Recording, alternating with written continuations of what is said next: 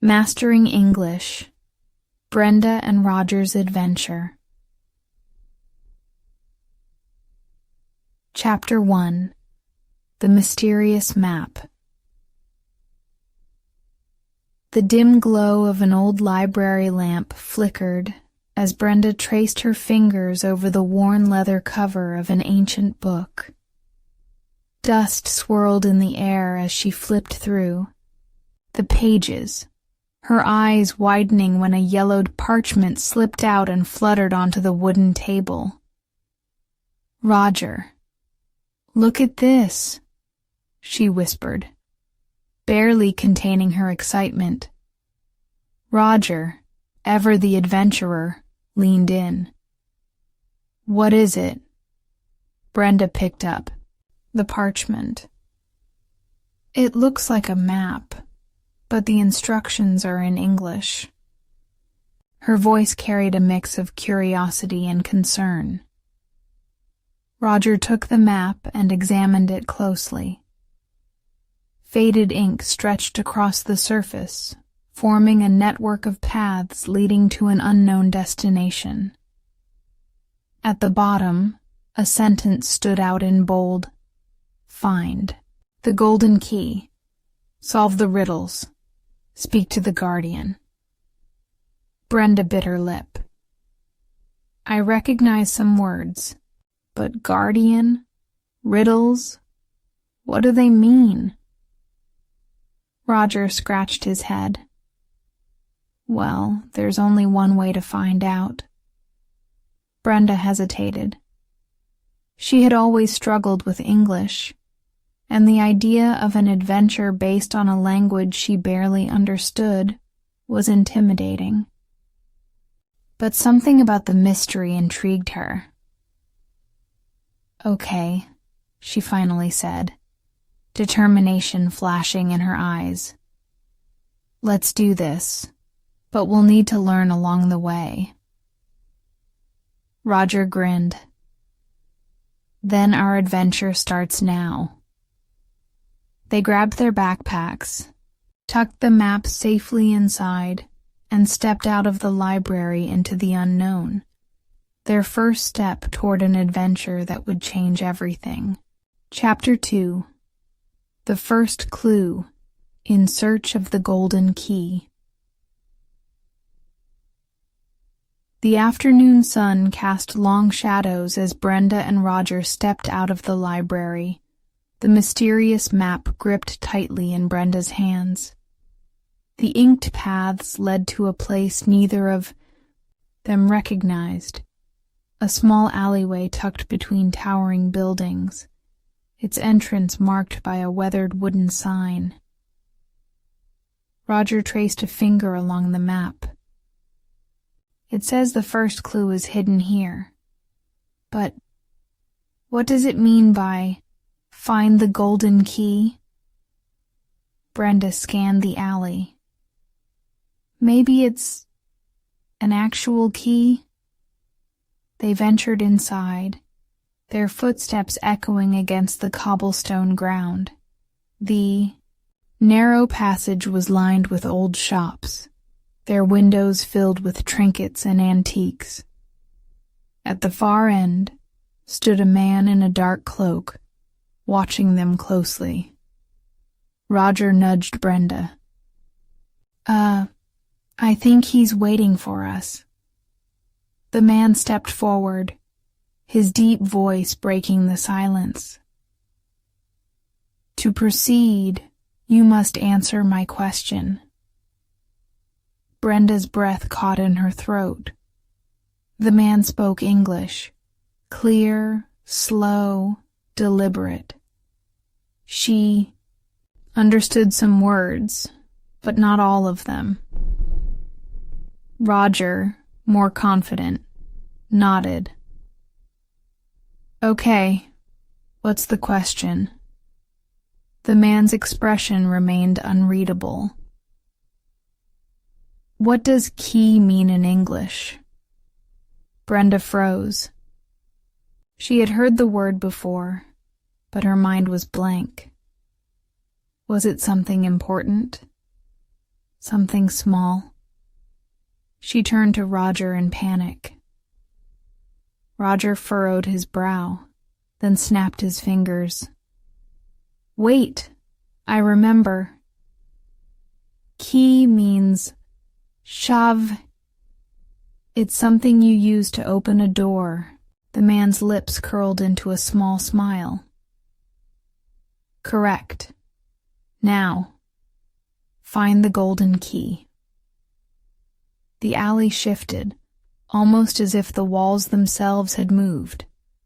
A golden glimmer caught Brenda's eye, a tiny key resting on an old wooden crate. She rushed forward and picked it up. Roger beamed. We did it. We're one step closer. The man gave them a knowing nod. You have proven your understanding, but this journey will test more than just words. Use them wisely.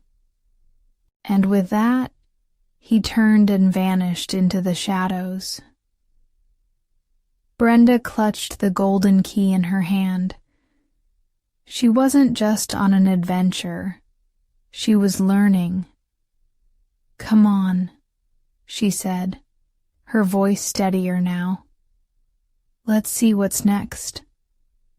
With their first English word unlocked, they stepped forward, ready for the next challenge. Chapter 3. Lost in the City.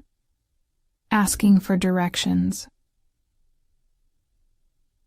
The golden key felt warm in Brenda's palm as they stepped out of the alley, back into the bustling streets. The city buzzed with life, cars honking, vendors calling out their prices, people hurrying past. But one thing stood out. Nearly every sign was in English. Roger unfolded the map again. Okay, the next clue should be here, he said, pointing to a symbol that resembled a clock tower. But I don't see one anywhere. Brenda looked around, her heart sinking. The streets stretched endlessly, buildings blending into one another. They were lost. Roger sighed. We need help. Brenda's stomach tightened. Asking for directions in English? That was terrifying, but she knew they had no choice. Taking a deep breath, she spotted an older woman sitting on a bench feeding pigeons. Okay, I'll try, Brenda murmured, her voice shaky. She walked up to the woman and hesitated before forcing out, excuse me? The woman looked up with a kind smile. Encouraged, Brenda continued slowly. Where is the clock tower? The woman tilted her head. Ah, you mean the big clock? Go straight, then turn left at the bakery. Brenda's face burned. She only caught clock and left. The rest was a blur. She glanced at Roger, who whispered, Straight means Rito. Bakery is, a place that sells bread. Brenda nodded, processing the words. She turned back to the woman and smiled nervously. Thank you. As they walked away, Brenda let out a breath she hadn't realized she was holding. That was hard. But you did it. Roger grinned. You said a full sentence in English, and she understood you. Brenda smiled, a spark of confidence igniting inside her. Maybe she could do this. They followed the directions and, Moments later, the towering clock appeared in the distance. Beneath it, another clue awaited them. Their adventure was just beginning. Chapter 4: The Riddle at the Market. The towering clock struck 3 as Brenda and Roger approached a lively marketplace, the scent of fresh bread and spices filling the air. Colorful stalls lined the narrow streets, vendors calling out in English, "Fresh," "Fruit," "Best price," "Handmade jewelry," "Take a look." Brenda felt the familiar wave of nervousness creeping in. More English, more words she barely understood. Roger tapped the map. "The next clue is here, but what are we supposed to find?" A deep voice interrupted them. "You seek the riddle." They turned to see a man sitting behind a wooden stall, his fingers idly flipping a golden coin.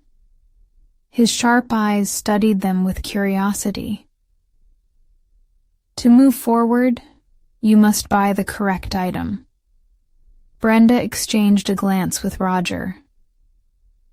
"Okay, what do we need to buy?" The man smirked. "That is the riddle." He leaned forward and spoke slowly.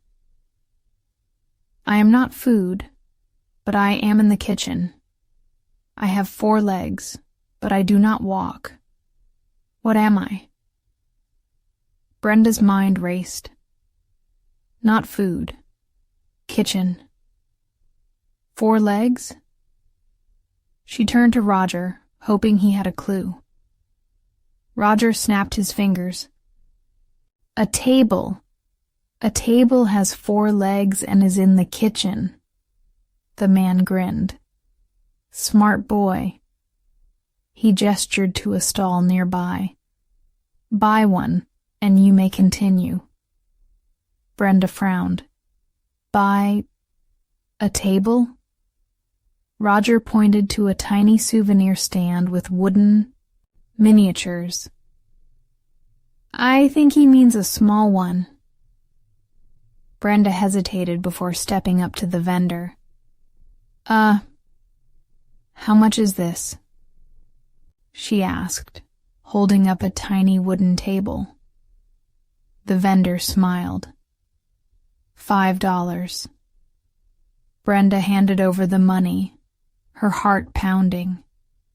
She had just completed a purchase in English. The riddle master nodded approvingly.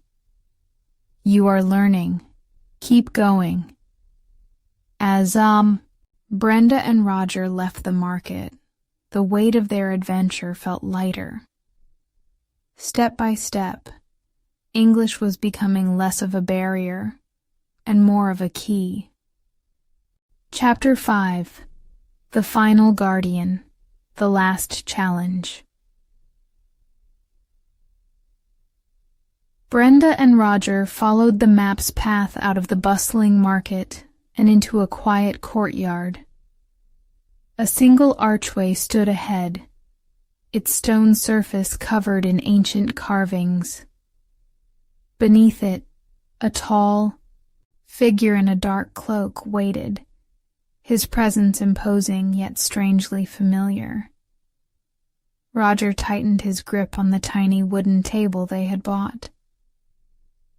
"I have a feeling this is our last challenge." Brenda swallowed hard. They had come so far, but this journey had tested more than just their courage. It had tested their ability to understand and speak English. And now they were standing before their greatest trial yet. The cloaked figure stepped forward, his deep voice echoing in the empty space. "You have followed the map, solved the riddles, and used the language well. But before you claim the final treasure, you must pass one last test. Brenda's hands clenched into fists. What kind of test? The guardian smiled. A conversation. Roger blinked. Wait, a real conversation?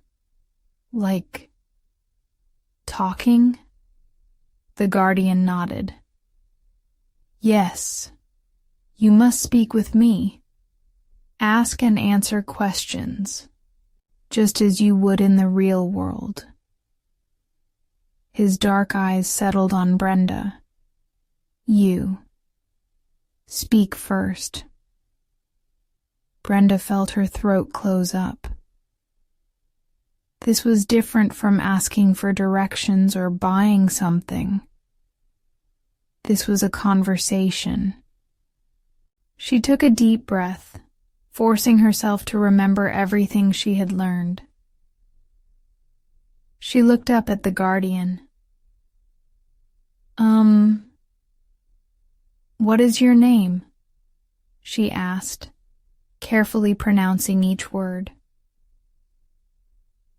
The guardian smiled. A good question.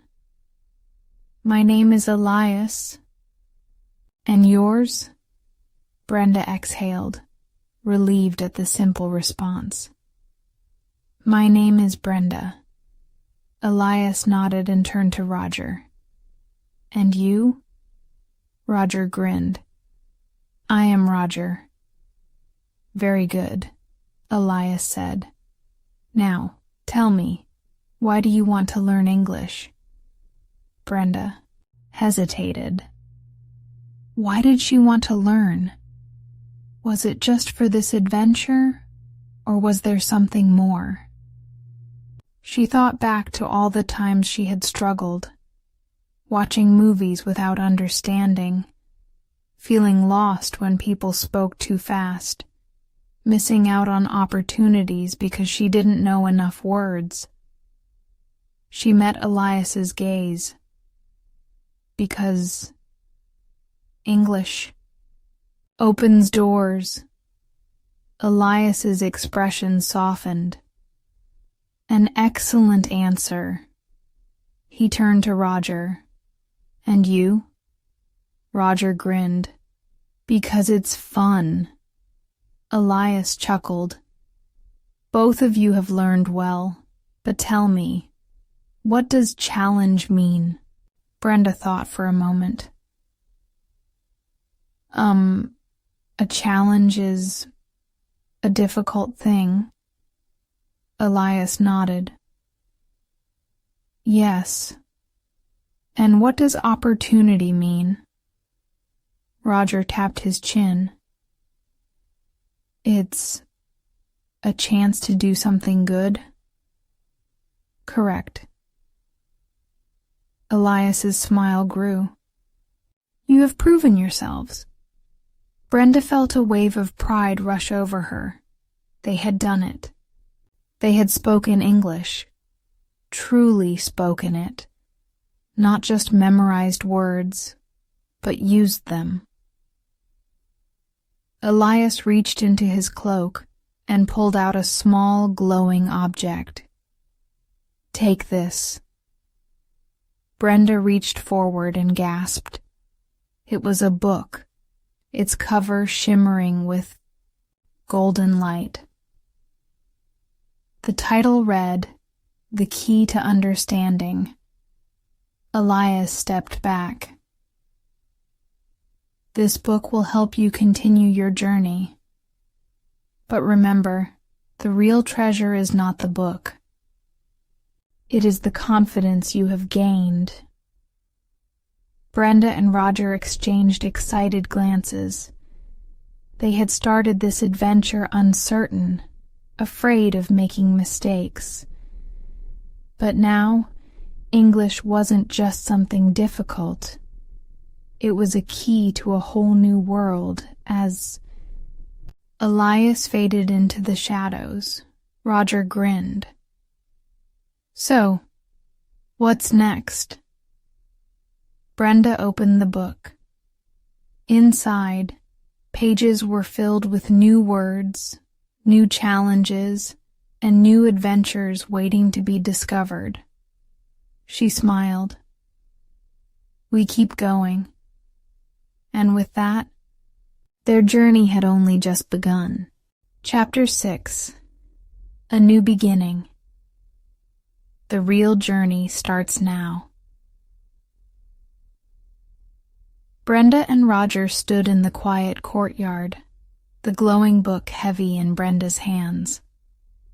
The air around them felt different, charged with the weight of everything they had learned. Their adventure had led them through riddles, challenges, and conversations in English. But for the first time, Brenda realized something.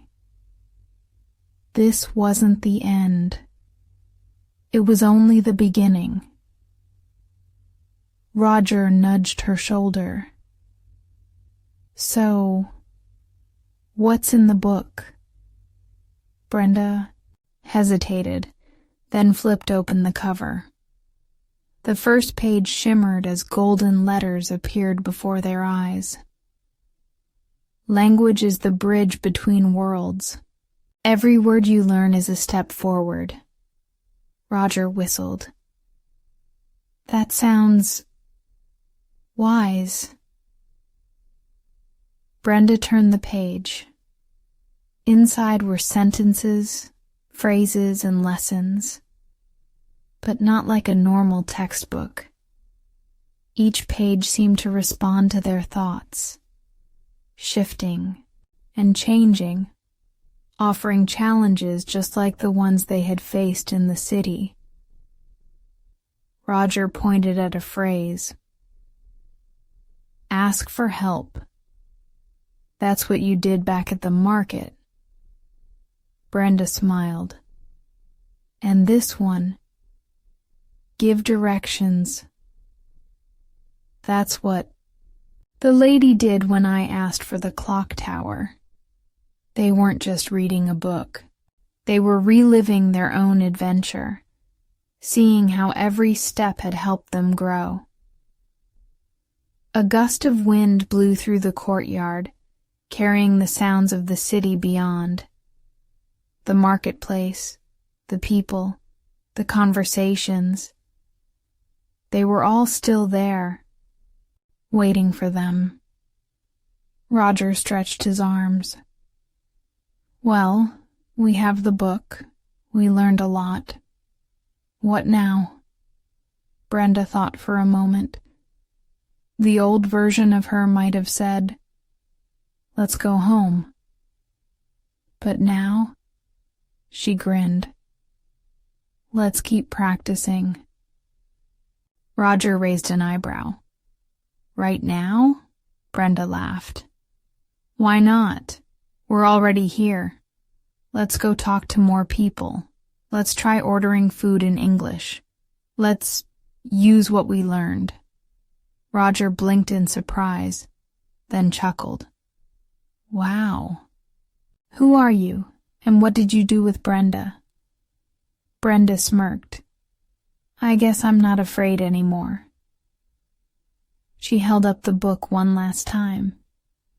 The golden letters shifted, forming a final message. Learning a language is not about being perfect. It's about being brave.